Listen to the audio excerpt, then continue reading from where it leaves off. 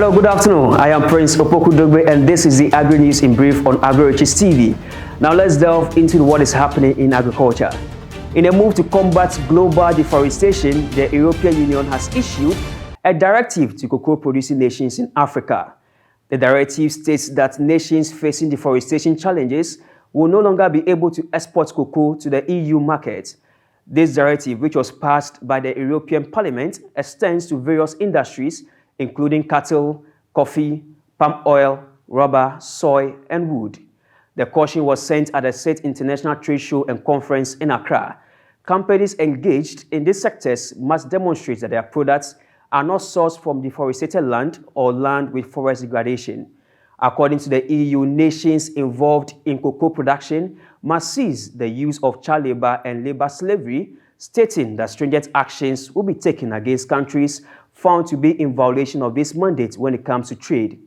The EU further explained that these regulations aim to guarantee the high standards and quality of cocoa beans exported to the European market.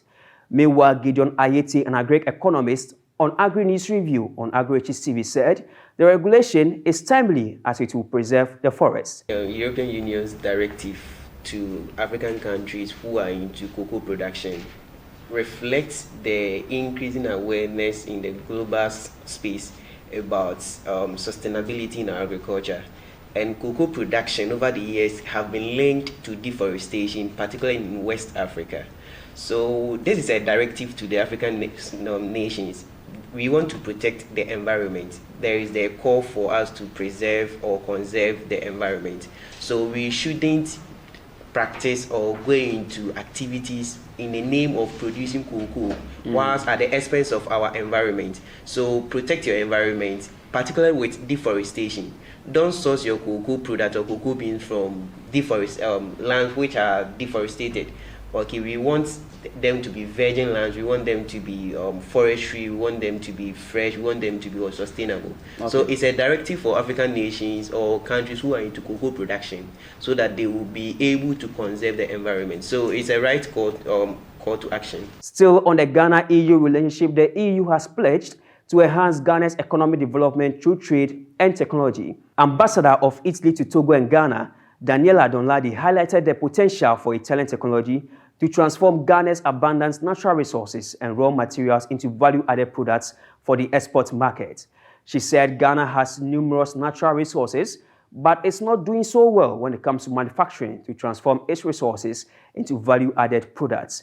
She explained that the Italian agency has started some initiatives aimed at strengthening technological advancements in Ghana. We believe that the Ghanaian economy could benefit from the Italian technology expertise to transform its natural resources and raw materials and create added value here. So we have Italian companies that are leading in the sector of manufacturing, equipment, capital goods, and in fact our trade in capital goods last year increased 30% in comparison to the previous year, reaching 90 million euros, which proves that many more Ghanaian companies are looking for Italian partners because our products are reliable.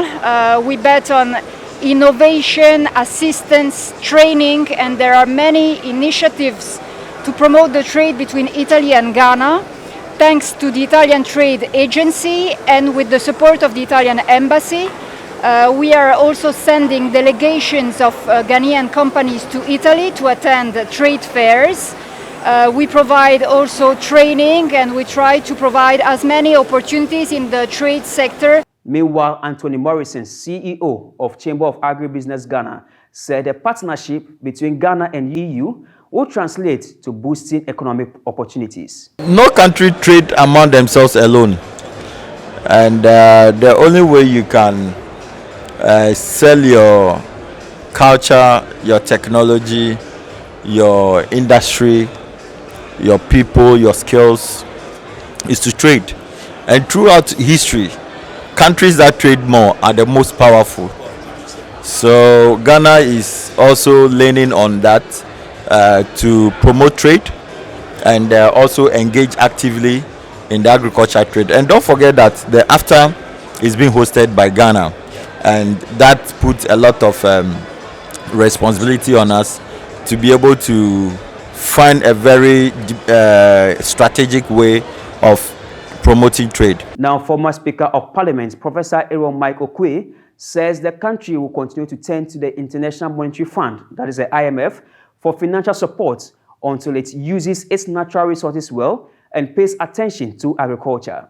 He said investing in agricultural industrialization will spur economic development that could make the country self-sufficient and reliant.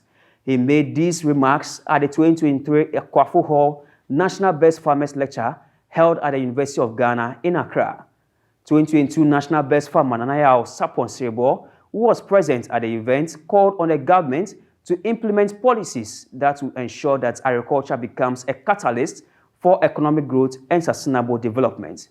Now, in our last story, the 39th Farmers' Day celebrations have kicked off across the nation. Outstanding farmers across the nation will be awarded for their excellence and dedication to agriculture this year. The national event will be held across the 16 regions of the nation on December 1st, on Friday. That's all for the Agri-News in brief today. Visit our website, www.agrinews.com, for more news updates. My name is Prince Opoku Dobe. Have a blessed day.